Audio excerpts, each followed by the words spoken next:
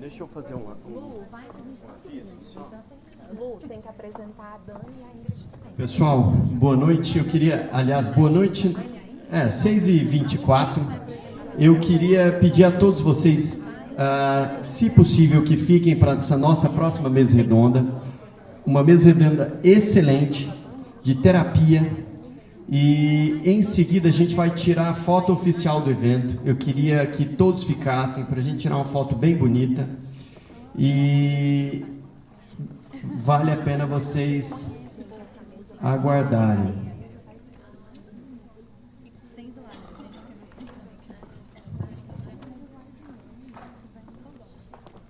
Boa noite, né, já.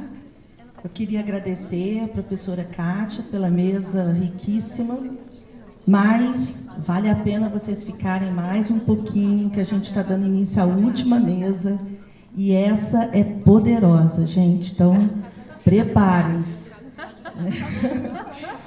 Eu queria, né, é uma honra presidir uma mesa com essas profissionais que vocês vão ver, super competentes e especiais.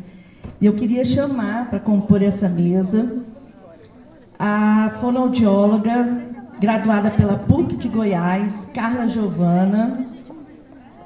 Ela é fonoaudióloga do Programa de Implante Coclear do Hospital Universitário de Brasília, o HUB, fonoaudióloga da Secretaria de Saúde do Distrito Federal, Hospital Materno Infantil, mestre em Ciências Médicas pela Universidade de Brasília, especialista em audiologia clínica pelo CEDIAL, São Paulo, especialista em habilitação e reabilitação auditiva em crianças de 0 a 3 anos pela Faculdade de Odontologia de Bauru, São Paulo.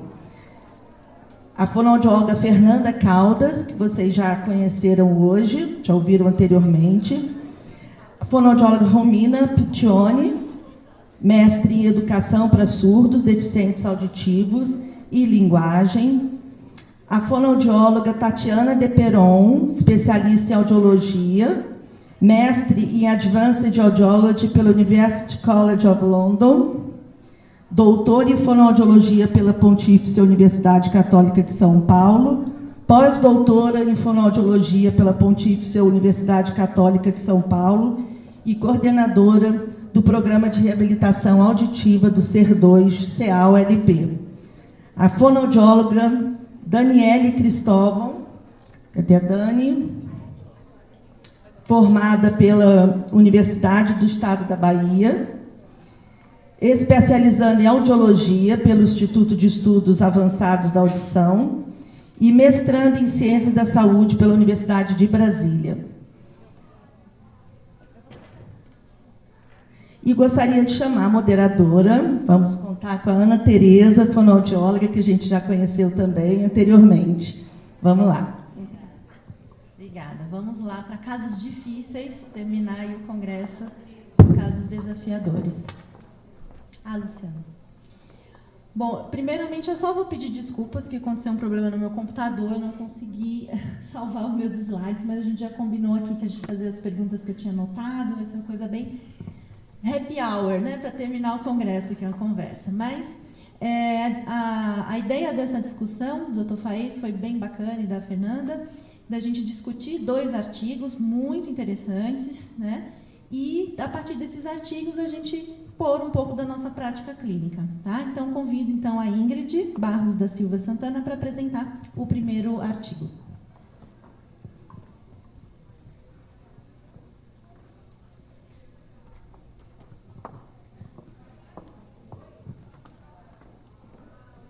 Boa noite a todos. Eu vou fazer a apresentação do artigo intitulado Implante Coclear em Pacientes com Transtorno do Espectro Autista, uma revisão sistemática. Então, existe um aumento, né, no número de pacientes com esse transtorno do espectro autista, conforme nós vimos na aula do Dr. Paulo Lobão, e segundo um estudo feito em 2012, mostrou essa prevalência de 1 para 69. E conforme a aula do Dr. Paulo, ele já mostrou os dados mais atualizados, né, que a prevalência aumentou de 1 para 44 no ano de 2021. Mas ainda não temos nenhum dado oficial dessa prevalência no Brasil. O TES caracteriza, então, pelo atraso na fala, na linguagem, a regressão dos marcos do desenvolvimento, dos 18 aos 24 meses, essa baixo contato visual e até mesmo alteração sensorial e comportamentos repetitivos e autoestimulantes. Então, qual seria a relação, né, dessa perda auditiva com TEA? Até então, não existe nenhuma relação clara, uma relação clara e padronizada. No entanto, segundo os estudos, como já foi falado anteriormente, os pacientes que têm transtorno de espectro autista podem apresentar essa diminuição da amplitude e o aumento da latência do componente T3 no potencial evocado auditivos corticais. E em casos simultâneos, esses pacientes eles apresentam um atraso no diagnóstico. O diagnóstico de uma condição acaba atrasando o diagnóstico de outra. Logo, esse artigo tem por objetivo identificar as evidências na literatura científica de que o implante coclear traz benefícios para pessoas com transtorno do espectro autista e com perda auditiva associada. Esse estudo ele se baseou foi uma revisão sistemática da literatura com base nos critérios do PRISMA. Ele usou as estratégias de inclusão PICOS. Os estudos passaram por triagens com 2 fases e os estudos que atendiam aos critérios de inclusão foram analisados de acordo com a avaliação do risco de viés de Warner Briggs Institute. Essa aqui são os critérios de inclusão PICOS, que a população seriam os indivíduos com transtorno do espectro autista e usuários de implante coclear, e eles tinham como objetivo comparar o desenvolvimento dessas habilidades auditivas e de linguagem e de interação social, antes e após a cirurgia do implante coclear, em pacientes que têm comorbidades e que não têm comorbidades. Como resultado, após a triagem, apenas 7 estudos foram selecionados, totalizando 67 indivíduos, mas apenas 66 receberam implante coclear. Desses indivíduos, 41 sujeitos foram diagnosticados com TEA após o implante coclear e 7 receberam o diagnóstico antes. 27% não soube informar. E como um perfil desse grupo foi que 46,3% apresentava alguma deficiência associada e, em sua maioria, 53,7% não apresentavam relatos de outras deficiências. Como resultado, nós podemos observar que foram divididos 2 grupos. No primeiro grupo, as crianças com transtorno do espectro autista que tinham deficiências associadas, 41% não desenvolveram a comunicação oral, 17% desenvolveram uma comunicação oral de uma forma bem simplificada e 39% reconheceram comandos mais simples.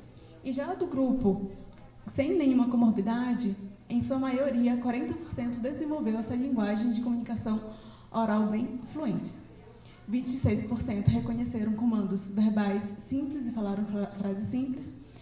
No entanto, 17% não estabeleceram forma de comunicação, mas apresentaram melhoria na interação com seus parentes e também apresentaram melhoria na linguagem de sinais. Bom, como discussão, nem todos os indivíduos com TEA e com perda auditiva associada fizeram implante coclear, desenvolveram essa comunicação oral efetiva. No entanto, essa intervenção demonstrou, sim, muitos outros benefícios, como a melhoria na intervenção com os seus parentes, estabelecimento de contato visual e com maior identificação dos sons. Portanto, como conclusão, essa revisão sistemática mostrou que o implante pode, sim, favorecer o desenvolvimento auditivo, a linguagem e a interação social em crianças com TEA e que possuem perda auditiva severa, profunda, associada. No entanto, ainda é necessário que seja feita mais estudos buscando avaliar esse desenvolvimento de uma maneira qualitativa, uma vez que a gente consiga aumentar esse número que foi encontrado. Muito obrigada. Obrigada, Ingrid. Bom, então, novamente, realmente um artigo muito interessante, né, porque é um caso desafiador, autismo e perda auditiva. E me chamou bastante atenção, né, e eu acho que é o que a gente observa, que eu queria ouvir de vocês, né, na prática de vocês, do diagnóstico, né, após o implante. Então, 62% dos pacientes, né, foram diagnosticados após o implante, que eu acho que é o que a gente vê na prática. Então, eu gostaria que vocês comentassem isso, se vocês também observam isso na prática, e como observar esses sinais, né? Que eu acho que tem estudantes aqui e tudo, então, quais são esses sinais que mais chamam a atenção? Né? O Dr. Paulo, nossa, amei a aula dele, né? Deu vários insights aí para a gente, mas apenas a avaliação auditiva e de fala que a gente faz é suficiente para ver esses sinais ou não? Quem quer começar? Carla, Fernanda? Romina?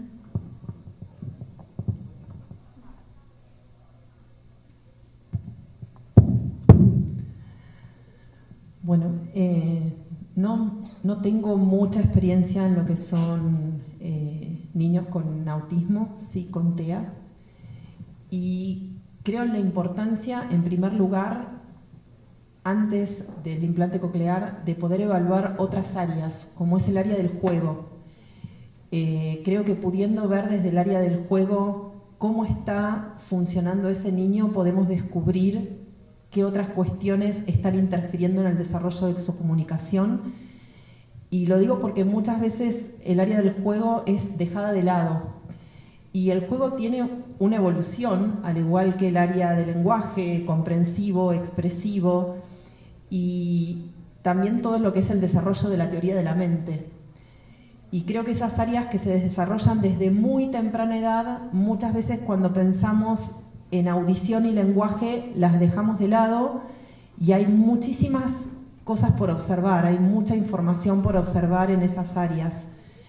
A mí me ayuda mucho, y una de las estrategias que yo marcaba era observar, porque observando el juego del niño, observando la relación que va teniendo con la mamá o con otras personas de la familia, invitar a un abuelo, a un amigo, a un hermano dentro de la sesión, me ayudó mucho, no solo en el poder reconocer estas dificultades previamente a la colocación del implante o después, sino en los resultados que se consiguen. Como dije anteriormente, involucrar a la familia en el tratamiento para mí es fundamental, y hay cosas que nosotros podemos observar dentro de la terapia, que es 1 hora o 2 horas por semana, pero hay muchísima información que nosotros podemos rescatar, que nos puede dar la familia. E inclusive muchas veces pidiéndoles que filmen videos durante las diferentes etapas del día. Y a mí la verdad que me ha ayudado un montón a descubrir que hay otras patologías cuando ellos envían esos videos y los comenzamos a analizar, y estamos desde el lugar más de observadores que de dar y dar y dar.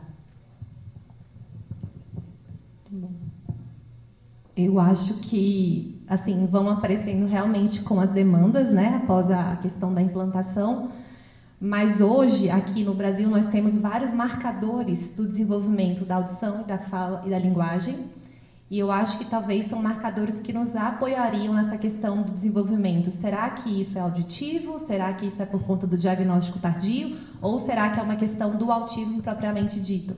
Né? Então, assim, esse trabalho realmente com a família faz toda a diferença, e realmente os pais chegam, meu filho é desatento, meu filho é agitado, né? E geralmente acham que é pela questão da surdez, e depois vem aparecendo as demandas por conta do diagnóstico do TEA associado.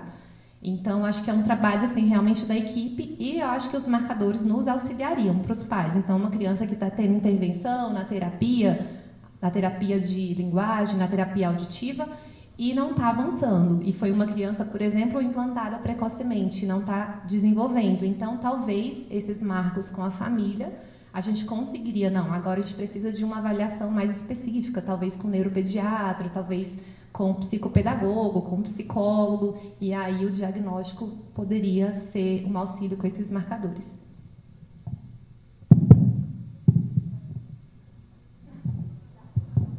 Não, está desligado hoje. Tá funcionando. Eu acho que no nosso centro, lá no CEAL, a gente tem uma casuística bem parecida, que realmente, como hoje em dia a gente faz o diagnóstico cada vez mais cedo, mais precoce, graças a Deus. As crianças têm chegado mais cedo e a gente não consegue diagnosticar o TEA tão cedo, como o Dr. Paulo também falou. Sim, consegue diagnosticar precoce o TEA, mas não tão precoce quanto a deficiência auditiva. Então, a gente acaba também fazendo o implante cedo e depois que eles já estão implantados, a gente começa a perceber alguns sinais dentro da terapia, observando.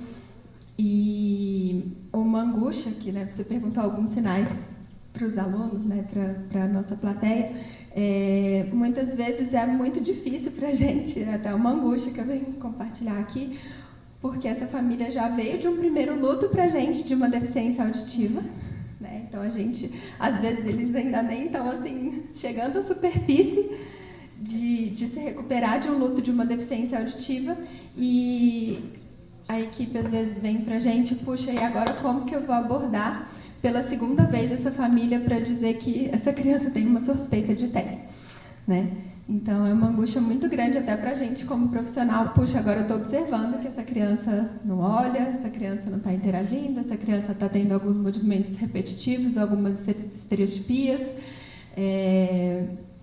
A gente observa, às vezes, na terapia que essa criança tem detecção para alguns sons, mas quando é para fala não detecta, essa criança não procura. E agora? Né? Então, é doído até para a gente, imagina para eles, para a gente ter esse suporte. Então, aí a importância da equipe multidisciplinar, eu acho que a importância do fonoaudiólogo nunca trabalhar sozinho, a gente sempre ter alguém junto com a gente, além de outros fonoaudiólogos para discutir o caso, para ver se está... Observar, como a Romina falou, todos os momentos, observar a criança brincando com o pai, a criança interagindo com o outro, a criança na sala de espera, quando você vai chamar, e buscar o auxílio da equipe multidisciplinar para conseguir te auxiliar. E depois, um problema depois que a gente tem observado, porque como nós somos ser dois, a gente fica com a criança quando nos casos de deficiência auditiva e TEA, a gente fica com a criança quando o TEA a gente consegue trabalhar quando não compromete tanto a criança a ponto de você conseguir fazer uma terapia auditiva. Quando o TEA compromete muito a ponto de conseguir trabalhar mais a questão intelectual, ele vai para o nosso outro setor de reabilitação intelectual. E a gente percebe que essas crianças que vão para o setor de reabilitação intelectual, grande parte deles começam a rejeitar até a questão do implante pela questão sensorial. Então, a gente já vai para outras questões mais para frente, que a gente são desdobramentos futuros para depois, né? Exato, compartilho a sua angústia, porque eu acho que é bem isso na nossa prática, né? De dar um diagnóstico da surdez, você está reabilitando e você suspeitar de outro diagnóstico, né? Bem importante. Mas a aula do Dr. Paulo foi bem interessante, gravou bem na minha memória aqui, que é possível diagnosticar cedo. Então, ele fala, né? Quanto suspeitou, manda, né? Para tentar diagnosticar o mais cedo possível. Alguém quer mais fazer uma pergunta? Só quero falar assim, que eu acho que a gente trabalha no hospital universitário, né? E a gente tem uma parceria muito grande com o CEAL e a gente consegue ter essa troca com elas e, assim, é um trabalho de equipe mesmo e a gente vê que, às vezes, elas têm eu peguei aqui que tem algum traço e a gente já começa a observar isso daí. Então, essa parceria, né? Aí a gente já pede uma avaliação, né? Fala, Tati, vamos ver se a neuro faz uma avaliação com essa criança. Então, assim, é uma coisa que é multidisciplinar mesmo, né?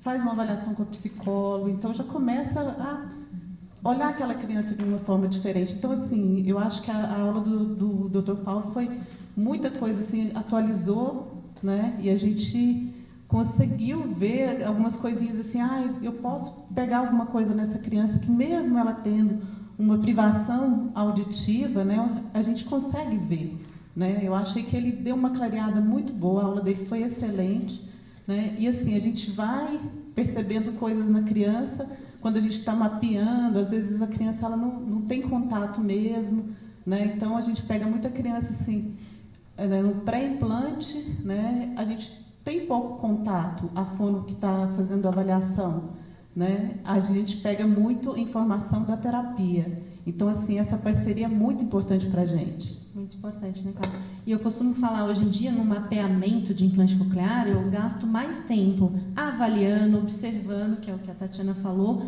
Achei bem interessante esse ponto, de olhar para a criança na sala de espera, olhar a reação dela, a interação dela com o brinquedo, com os pais, do que propriamente só mapear lá os eletrodos, né? Então, a importância de quem faz o mapeamento também, né, esse olhar. Eu queria só que a Tatiana ou a Romina comentassem em relação à terapia desses casos de TEA ou de outras deficiências. Essa terapia, a alta, né, desse paciente é muito prolongada, não existe alta, existe alta. O que vocês podem comentar aí rapidamente? A pergunta é se a terapia é larga, o processo de terapia é largo. De alta, né? Alta da terapia. Em relação ao implante coclear sem múltiplas, né, deficiências.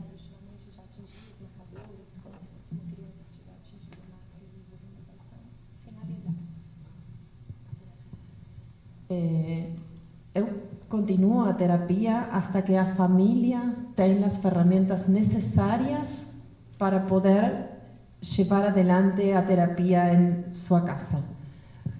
No a terapia propiamente dicha, sino a terapia en las diferentes rutinas, en los diferentes momentos, cuando ellos conocen el desenvolvimiento normal de todas las áreas y ellos van marcando lo que puede lograr su filho y lo que no pueden lograr. Y cuando ellos ya tienen un manejo de las estrategias, bom.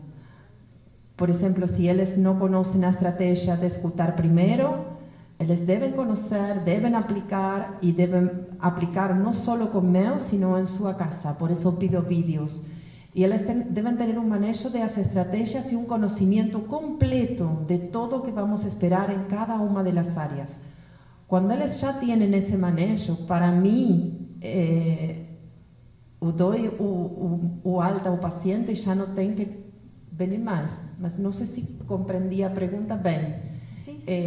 Com cualquier paciente, independientemente de si es un paciente con TEA o un paciente con autismo o un paciente que no tiene otro problema, no es que yo espero que tenga 100 palabras o que tenga 150 palabras o que combine frases. No, yo espero que a familia pueda aplicar las estrategias en la rutina diaria. Porque los tiempos van a ser diferentes en cada uno de los niños.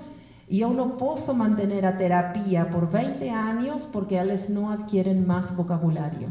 Nos continuamos aprendiendo a vida toda, entonces ellos también van a continuar aprendiendo, cada uno con sus tiempos, cada uno con sus ritmos, mas lo que intento es que ellos tengan confianza que están haciendo bien, no solo el pai, sino un menino que está escuchando, que él puede resolver algunas cuestiones en la vida diaria, de poder, você poder repetir para mí, eu escutei esta parte, que mais falo você? Entonces, que eles tengan estrategias que los ayuden para poder resolver la vida diaria.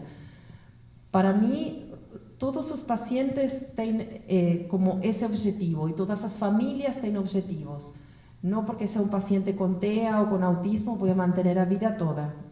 Tem que tener as estrategias exactas para a família e para o paciente, para que eles puedan ir embora e ter essa independência. Perfeito. Tatiana, quer acrescentar alguma coisa? Não?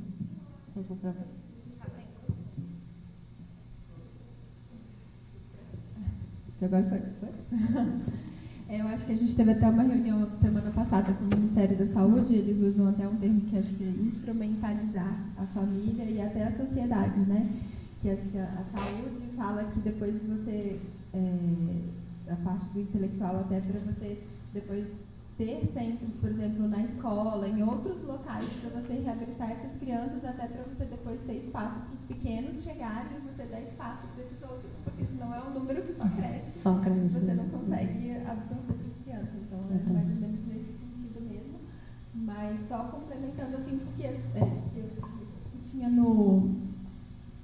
comentado no artigo também, que muitas crianças, às vezes, no caso da terapia auditivo-verbal, algumas crianças com TEA acabam não tendo uma resposta satisfatória para o método, né? E a gente percebe que até uma das psicólogas do nosso setor, que numa discussão de caso com o pessoal do intelectual, colocou para a gente que é uma criança, assim, um autismo grave, mas que ainda está com a gente no setor da reabilitação auditiva, e ela colocou que é como se, assim, mesmo se ela fosse ouvinte, ela não se comunicaria oralmente, assim, provavelmente, né? Ela não, e a gente está começando, ela está começando agora com as fichas, com as pranchas, né, de comunicação alternativa, e está indo bem.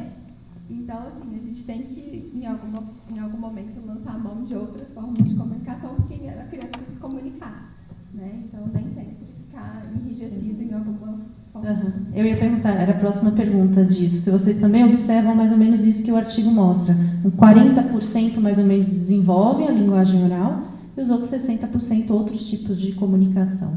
Vocês observam isso também?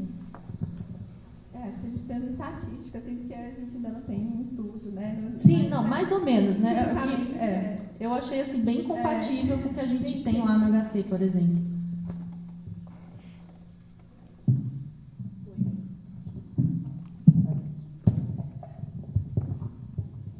Complementando também, acho que em termos de estatística, a gente tem poucos que desenvolveram, né, verbal, a linguagem, mais não verbal mesmo. Né? Mas voltando um pouquinho para o que foi falado, eu sou psicóloga lá do Instituto Brasiliense de Otorrino e a gente faz, na avaliação pré-implante, temos a parte da avaliação psicológica. E eu acho muito importante, até para você perceber, quando está com a criança, essas possíveis características de um outro quadro e já ir preparando a família, né, para sugerindo uma avaliação após o implante, né, ou até às vezes antes do implante. Então, tem casos que a gente até dá uma parada um pouco na questão da cirurgia para avaliar isso discutido em equipe, né, o Dr. Faez, a equipe, as fonos, a gente às vezes segura um pouco o caso que está indo para implante para avaliar melhor, né, o que é mais importante naquele momento para a criança. Né? Então, a avaliação psicológica é uma oportunidade da gente trabalhar um pouco essa angústia dos pais, quando eles já sofreram com um diagnóstico anterior ou do TEA, né, e aí, quando chegam para o próximo diagnóstico da perda auditiva, eles têm que perder aquele filho do TEA para lidar agora com um novo filho. E aí, ali, a gente já pode dar esse suporte para eles. E preparar ali para frente, que vai entrar uma equipe multidisciplinar, que não tem como você trabalhar um TEA, né, e com perda auditiva sem, aliás, nenhum quadro de TEA sem uma equipe multidisciplinar. E aí, quando a gente começou a atender crianças com TEA e deficiência auditiva, foi uma angústia, né? Porque a gente procurando material, procurando outros centros que tivessem todo mundo começando. Então, a gente também está aprendendo muito com os pacientes, com os casos, os estudos longitudinais. A gente vê que dar audição para eles, pela questão sensorial, às vezes, o som incomoda muito, né? E as famílias ainda não preparadas para o que vem pela frente. Então, como a Tati falou, instrumentalizar, e o nosso método, né, auditivo verbal, ele realmente precisa instrumentalizar a família, ela não vai ficar dependente da terapia para o resto da vida, mas a gente instrumentalizar não só a família, mas todos os contextos que fazem parte daquela criança, a escola, os outros profissionais, que aí, saindo dali do centro, ele está nas escolas, ele está nos outros contextos de vida, que também vão estar instrumentalizados para dar continuidade. Então, é um processo, né, longo, rico e desafiador ainda. Eu acho que isso que a Lu falou é muito importante, trabalhar com a família a questão da expectativa, porque se a gente for pensar, o implante vai oferecer audibilidade, ele não vai oferecer linguagem. E aí, os pais, nenhuma sim, criança, às vezes, querem fazer muito implante para a questão da linguagem oral. E ok, é uma vontade do pai, a gente vai tentar. Mas a maioria dos pacientes são não verbais, pelo menos os que nós temos, a maioria são não verbais. Então, assim, essa questão da alta, brincando essa questão de alta, então isso, volta que a Romina falou, realmente, precisa saber se os pais estão com essas estratégias no dia a dia, porque a terapia não vai ser uma terapia só auditiva. Às vezes o paciente está com a gente na terapia auditiva, às vezes para adaptar o implante. Às vezes, máximo, a gente consegue condicionar. Mas esse paciente vai precisar muito mais de uma terapia, de uma linguagem, comunicação alternativa, o ABA, o Denver, inúmeras terapias. Então, acho que essa questão da Lu de trabalhar a expectativa é o mais importante, do que o implante vai oferecer para eles. Perfeito. Então, só para finalizar esse artigo, Carol, poderia comentar alguma coisa em relação a isso, do mapeamento dessas crianças, da rejeição, às vezes, né, do uso do implante? Eu não gostaria, porque assim, a gente está o dia todo falando, teve algumas palestras, né, do Dr. Paulo Lobão sobre o autismo, e como nós temos estudantes aqui, muito que o Dr. Faes fala, tem mãe que vira para ele e fala, meu filho tem que escutar, e ele tem autismo ou não, ele tem que escutar. Então, assim, a gente sempre pensar que o implante, sim, é a opção para essa criança, então a gente tem que fazer. E se essa criança não vir a usar depois pelo estímulo sensorial, aí é outra questão, né? Então, assim, nós estamos aprendendo também com essas crianças, que quando todo mundo que está aqui na mesa começou a trabalhar com implante, essas crianças não chegavam, e agora essas crianças estão. Então, como que a gente pode pensar numa alta? A gente não tem, assim, tem crianças que fizeram implante há 15 anos atrás e já tinham o diagnóstico de autismo, a gente conta no dedo, assim, eu lembro desde as meninas, as residentes brincam, nossa, os vídeos de terapia seu, da Fernanda, eram maravilhosos, porque não tinham crianças com outros comprometimentos. Então, é uma realidade, sim, mas que o implante coclear continua sendo o padrão ouro de reabilitação para eles, e depois a gente vai trabalhar em equipe tudo o que eles precisam. Só comentando a minha experiência, né, com os autistas, né, meus pacientes, eu vejo o uso do implante muito variável. Então, às vezes eles começam a usar, estão ouvindo muito bem, entendendo. De repente, uma fase, eles deixam de usar. Não usam mesmo, assim, o dia inteiro.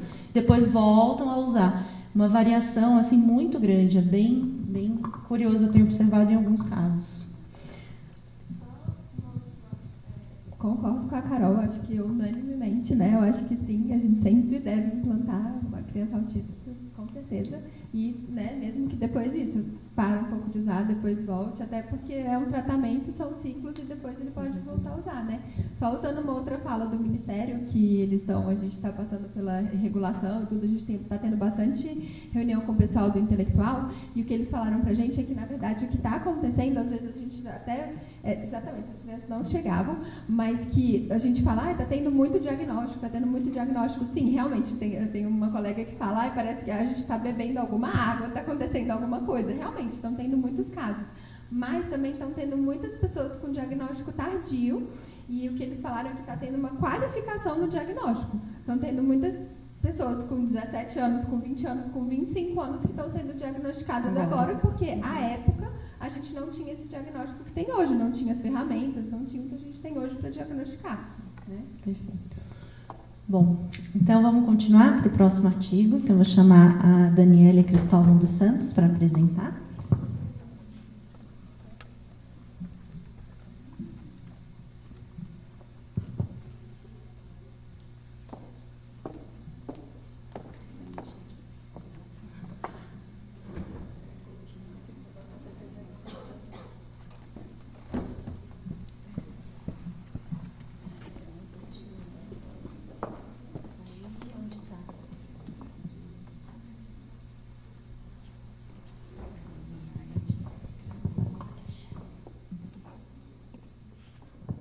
Boa noite. O artigo que eu vou apresentar é um artigo que foi publicado no último mês, agora de agosto, na Frontiers, com o título A benefício do uso de implantes cocleares e aparelhos auditivos na cognição para idosos, uma revisão sistemática. Os autores, na introdução, eles trazem para a gente que nós temos essas duas alterações que são bem comuns nessa população. Tanto a perda auditiva, como a porcentagem atualmente de 30% em idosos, quanto a demência, né, que é uma alteração bem comum dessa faixa etária. Então, quando nós temos a perda auditiva associada à demência, nós temos uma maior dificuldade comunicativa pela somação dessas duas alterações. E existem várias hipóteses que ligam a perda auditiva ao desenvolvimento da demência ou do declínio cognitivo. Uma delas é a privação sensorial, que a privação sensorial ela vai causar uma carga cognitiva maior devido ao esforço que esses idosos vão fazer para compreender a linguagem, e isso pode ser um fator desencadeador desse declínio cognitivo. Então, pensando, atualmente nós temos como opções de reabilitação auditiva tanto o aparelho auditivo quanto o implante coclear. Então, pensando, né, nessas duas opções de reabilitação auditiva, nós podemos pensar o seguinte: se a perda auditiva contribui para o declínio cognitivo, é esperado que a reabilitação auditiva vai diminuir ou impedir o seu surgimento. Então, o objetivo desse artigo foi avaliar se o aparelho auditivo e o implante coclear trazem benefício à cognição ou vão diminuir o declínio cognitivo em idosos com perda auditiva. Bom, sendo aplicados os critérios de inclusão e exclusão, utilizando os critérios do Prisma para pesquisa, no final os autores selecionaram 33 artigos. E aí nós vamos passar agora para os resultados. E aí os autores dividiram os resultados para implante coclear e para aparelho auditivo. Nos resultados relacionados ao uso do implante coclear foram encontrados 10 artigos e 9 deles relataram melhora nas funções cognitivas pós-implante. A maioria dos pacientes dos artigos tinha 60 anos e não havia comprometimento cognitivo. Dentre os subdomínios avaliados cognitivos, 3 estudos relataram melhora nos scores de atenção e memória de trabalho. Um único estudo longitudinal que avaliou também, conseguiu fazer um screening cognitivo nesses idosos e conseguiu avaliar que antes do implante alguns deles já tinham um declínio cognitivo, um comprometimento cognitivo instalado. Após o uso do implante coclear, 32% desses pacientes com alteração demencial leve retornaram à cognição normal. E aí os autores também fazem questão de ressaltar a importância de nós utilizarmos testes cognitivos adaptados para indivíduos com perda auditiva, porque a maioria dos testes são pensados em idosos ouvintes, pessoas ouvintes, e isso pode causar um viés de avaliação. Bom, passando para os resultados do aparelho auditivo, foram encontrados 20 artigos e 7 deles não encontraram benefício do uso do aparelho auditivo na cognição desses pacientes. Entretanto, os outros 13 estudos, que correspondem a 60% dos pacientes, alcançaram respostas positivas de forma geral.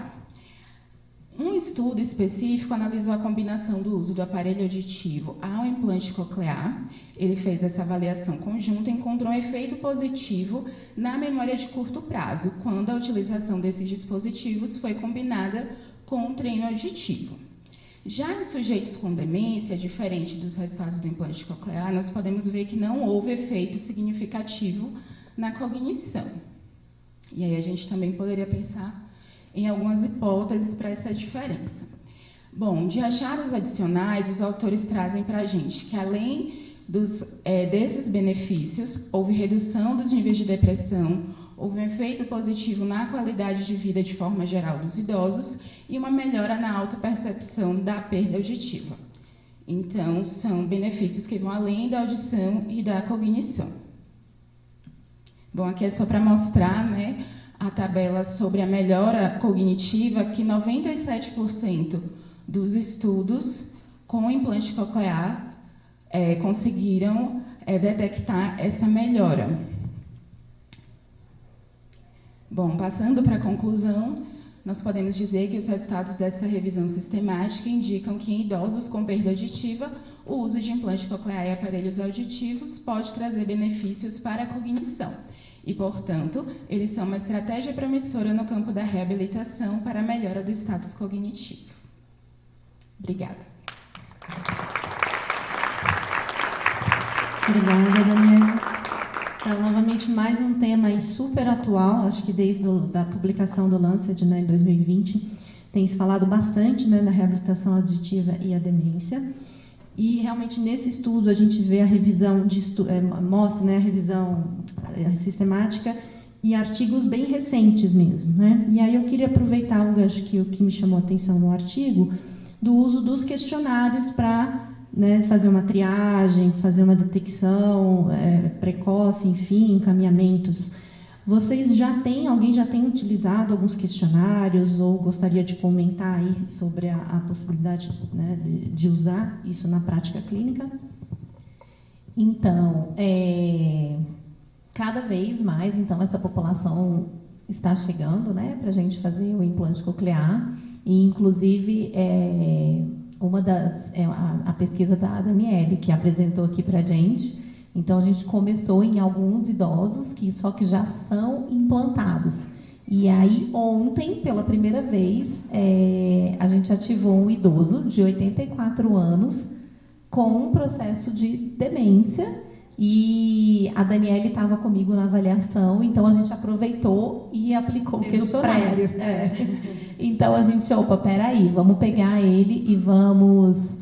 Então, assim, e aí a gente lida, acho que com várias coisas, né? Então, assim, é um senhor de 84 anos, pós-graduado, ministro de tribunal, que chegou na clínica, que foi há uns 5 anos atrás e não tinha esse processo, e fez uma consulta que talvez poderia ter feito um implante, uma intervenção nessa época, e não o fez, e fez agora. E foi muito difícil a ativação, porque eu até ficava feliz com a mínima resposta que ele dava de que agora tem, mas assim, nem sempre a resposta estava coesa, ele estava dando uma resposta certa, porque ele não lembrava que ele tinha que dar uma resposta. Então foi bem desafiador fazer a ativação dele, foi o primeiro caso, né, nosso.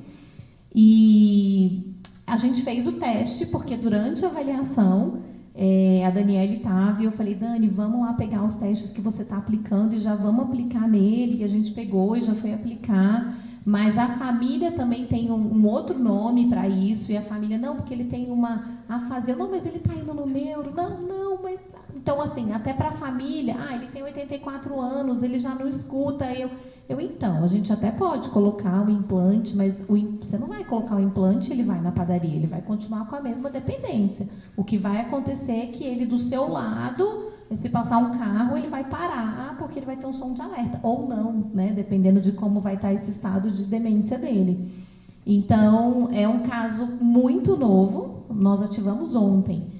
E a gente fez esse protocolo, foram os 2 protocolos, né, Dani, que você está usando. De avaliação? Eu só estou usando um de avaliação, que é o Addenbrooke, né, que foi feito com ele.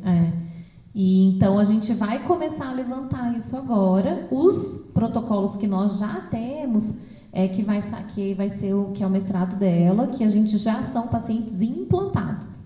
Né? Não no pré-operatório, mas para pacientes implantados. Luciana? Na avaliação desses idosos, eu faço um rastreio cognitivo, e até para ter uma compreensão se eles têm a consciência do que está sendo, do que vai acontecer, né? E quando é um caso que a gente já percebe, esse paciente mesmo que a Carol está falando, na própria avaliação, ele foi com uma sobrinha e o marido dela, e eu já tinha identificado que tinha algum início de um possível caso, né, quadro de demência, e a gente solicitou que ele fizesse uma avaliação neurológica. Eles ainda não tinham percebido, né? Mas aí, quando tem um caso assim que a gente desconfia já de um processo inicial de demência, aí a gente tem que ir muito na rede de apoio.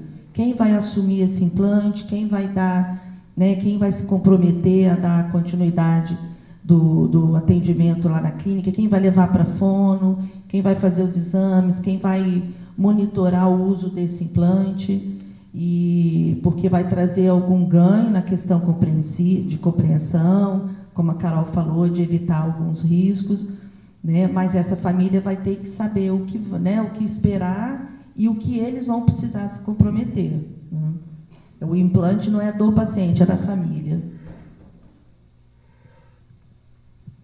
E eu concordo com você, e eu utilizo questionários de expectativas, não só para o paciente, sino também em esses casos que você falou, que vamos precisar de apoio da família, questionário de expectativas para a família.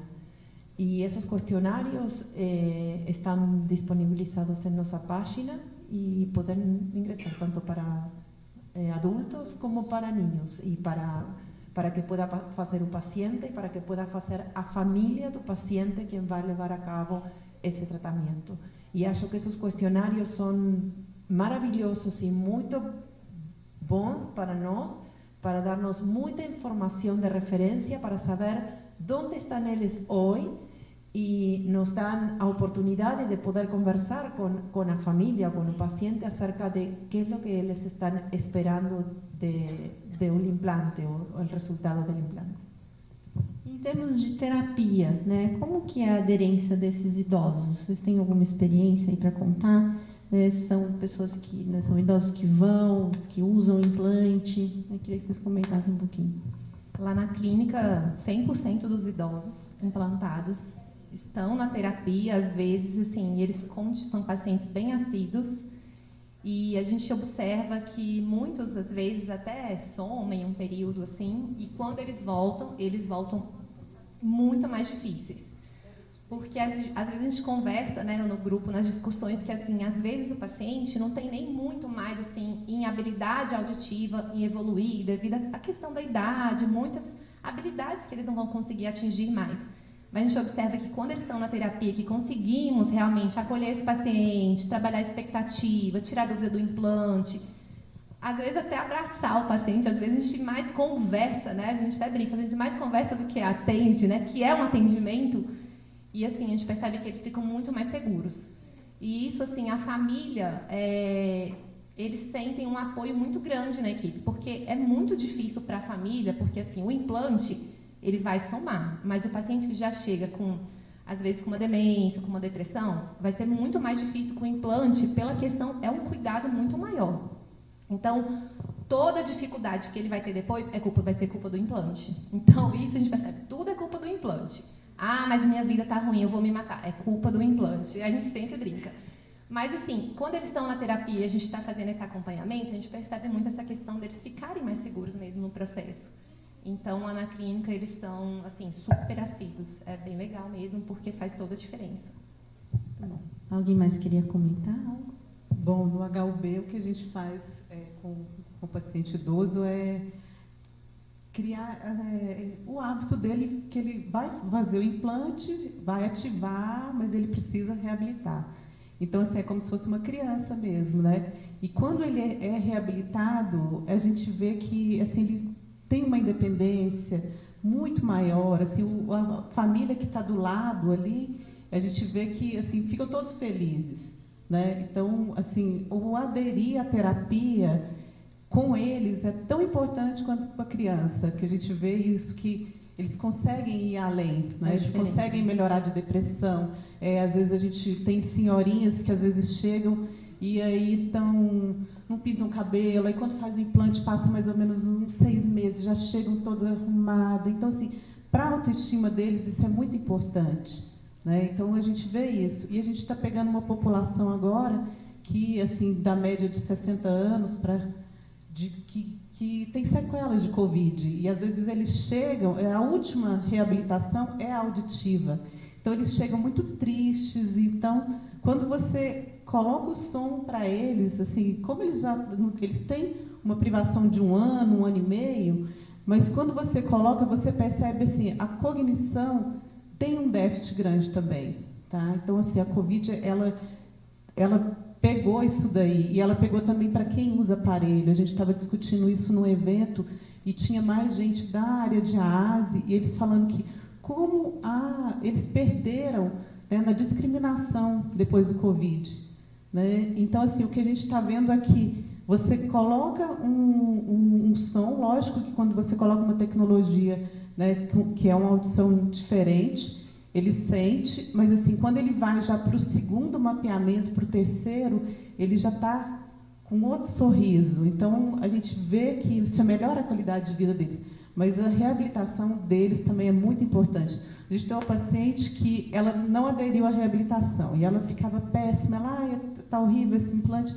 A filha montou uma loja para ela e ela colocou ela para trabalhar. A reabilitação dela foi atender o cliente. Então, o cliente estava olhando as roupas e perguntando, né, quanto custa essa blusa? Então, assim, ela teve que se reabilitar naquilo ali. Então, foi muito importante, assim, e a autoestima dela, ela chegava toda arrumada, cheirosa, perfumada, assim. A gente vê que melhora, né? Então, assim, você reabilitar um sentido para uma pessoa idosa, você está mexendo com a autoestima, você está mexendo com a cognição e melhora esses processos de demência, né? Bom, gente, a gente ficaria aqui, né, horas conversando, mas eu preciso encerrar. Muito obrigada pela participação de vocês, muito obrigada por vocês ficaram aqui até o final. E vamos para a foto, não é isso?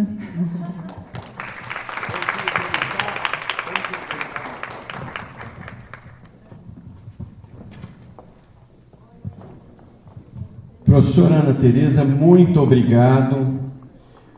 As debatedoras Carol, Fernanda, Luciana, Romina, Tatiana, Carla, muito obrigado pela participação de todas vocês.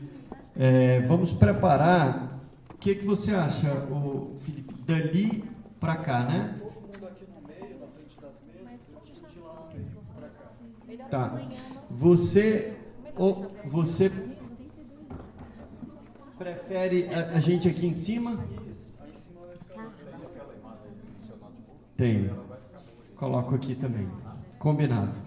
E pessoal aí atrás, vamos tirar uma foto. Eu queria todo mundo. Lembrando que amanhã a corrida sairemos 8 horas em ponto do Eixão. 8 horas em ponto.